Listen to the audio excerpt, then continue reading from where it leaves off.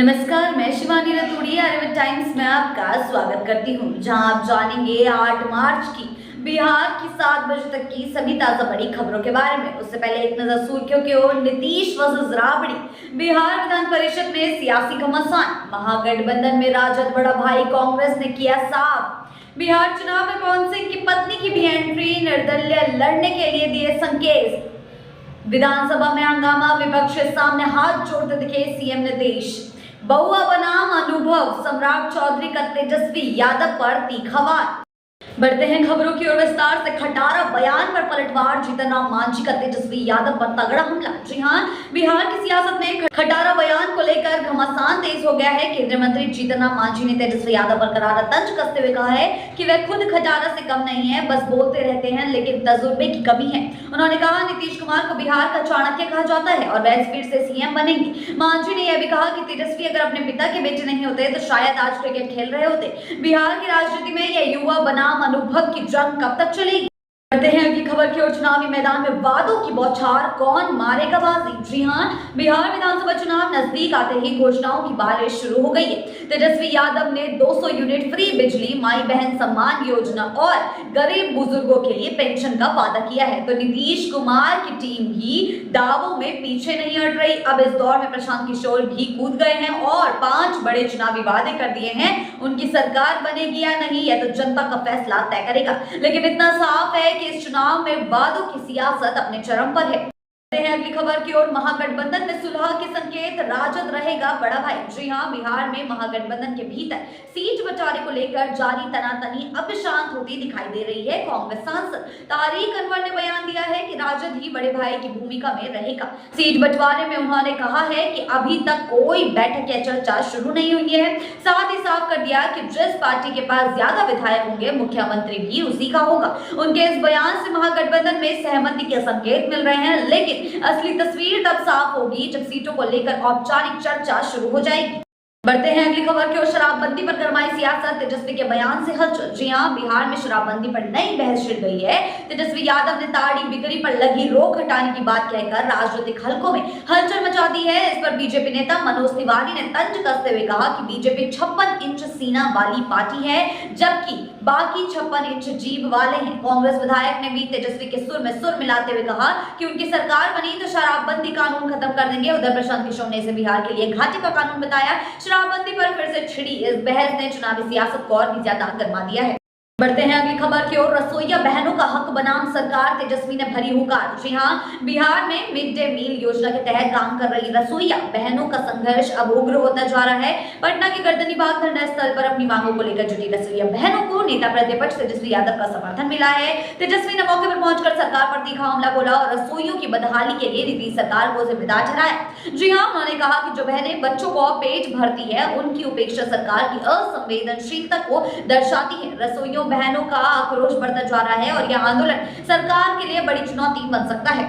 अगली खबर की ओर। गोपालगंज में धीरेन्द्र शास्त्री की हनुमत कथा सुरक्षा चाका चौबंद। जी हां, गोपालगंज जिले के भौरे प्रखंड में बागेश्वर धाम के पीठाधीश्वर धीरेन्द्र कृष्ण शास्त्री की हनुमत कथा को लेकर माहौल भक्तिमय हो गया है। हुसैनपुर पंचायत स्थित राम जानकी मंच में होने वाले इस दिव्य आयोजन में लाखों श्रद्धालुओं के उमड़ने की संभावना है। इसे देखते हुए प्रशासन हाई अलर्ट मोड पर है और कथा स्थल को पुलिस छावनी में तब्दील कर दिया है। सुरक्षा के कड़े इंतजामों के बीच भक्तों का जनसैलाब उमड़ने की उम्मीद जताई जा रही है, जिससे यह आयोजन ऐतिहासिक बनने जा रहा है।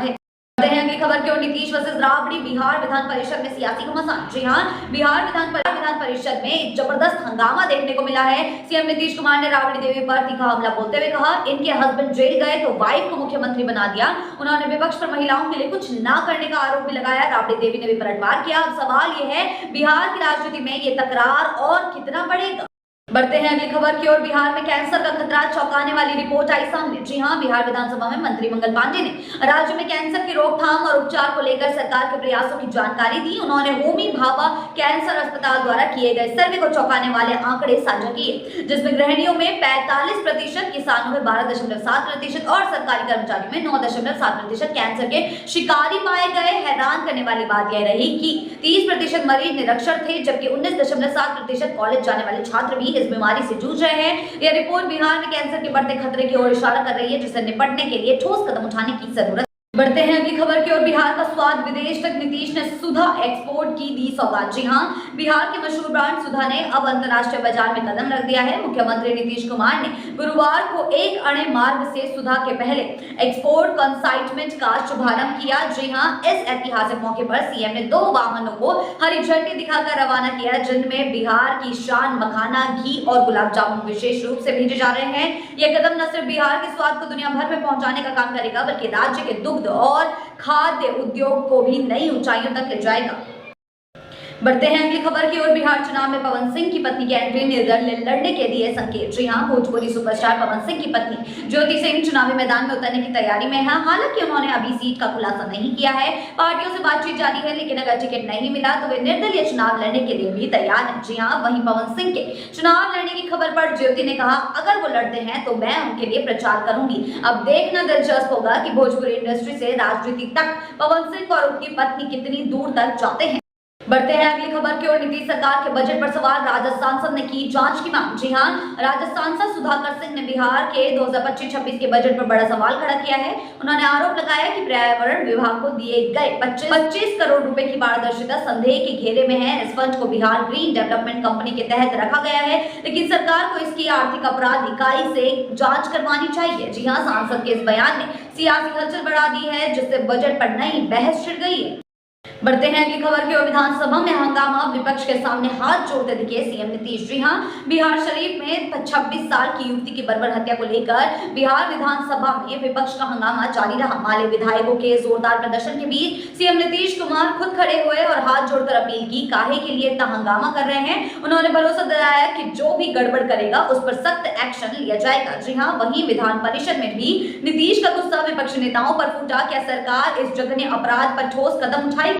बढ़ते हैं अगली खबर की ओर। सुपौल से मोहन भागवत का संदेश, भारत देगा दुनिया को दिशा। जी हां, राष्ट्रीय स्वयंसेवक संघ प्रमुख मोहन भागवत ने बिहार के सुपौल में सरस्वती विद्या मंदिर के नए भवन का उद्घाटन किया और भारत की सांस्कृतिक विरासत को दुनिया के लिए प्रेरणा स्रोत बताया है। जी हां, साथ ही साथ उन्होंने कहा कि प्राचीन सभ्यता और मूल्यों के आधार पर भारत संपूर्ण विश्व को मार्गदर्शन देने की क्षमता रखता है। इस कार्यक्रम में भाजपा नेता और बिहार सरकार के मंत्री नीरज सिंह बबलू समेत कई स्थानीय नेता और आरएसएस अधिकारी भी शामिल हुए। भागवत के इस बयान को मौजूदा सामाजिक और राजनीतिक परिदृश्य से जोड़कर देखा जा। बढ़ते हैं अगली खबर की ओर। बउआ बनाम अनुभव, सम्राट चौधरी का तेजस्वी यादव पर तीखा वार। जी हां, बिहार के डिप्टी सीएम सम्राट चौधरी ने तेजस्वी यादव को बउआ बताते हुए कहा कि उन्हें जो लिख कर दिया जाता है बस वही पढ़ते हैं। विधानसभा में बजट बहस के दौरान चौधरी ने तंज कसते हुए कहा कि तेजस्वी को बिहार के विकास की जानकारी नहीं है, जबकि नीतीश कुमार ने 20 सालों में राज्य को नई ऊंचाइयों तक पहुंचाया है। उन्होंने दावा किया कि नीतीश कुमार ने 50 लाख नौकरियों का वादा किया है और अब तक 30 लाख रोजगार उपलब्ध करवा भी दिए हैं। क्या बिहार की सियासत में अब अनुभव बनाम बउआ की लड़ाई देखने को मिलेगी?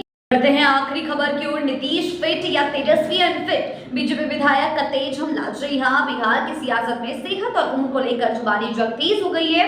बीजेपी विधायक पवन जायसवाल ने तेजस्वी यादव के बयानों पर अब पलटवार करते हुए कहा है कि नीतीश कुमार 74 साल की उम्र में भी फिट है, जबकि तेजस्वी अनफिट है। जी हां, उन्होंने लालू राज पर निशाना साधते हुए कहा है कि उस दौर में एक IAS अधिकारी की पत्नी का 2 साल तक रेप हुआ, महिलाओं पर अत्याचार चरम पर था और अब तेजस्वी माई बहन मान योजना की बात कर रहे हैं। बीजेपी नेता ने इसे राजनीतिक नौटंकी करार देते हुए कहा कि बिहार की जनता अब गुमराह नहीं होगी।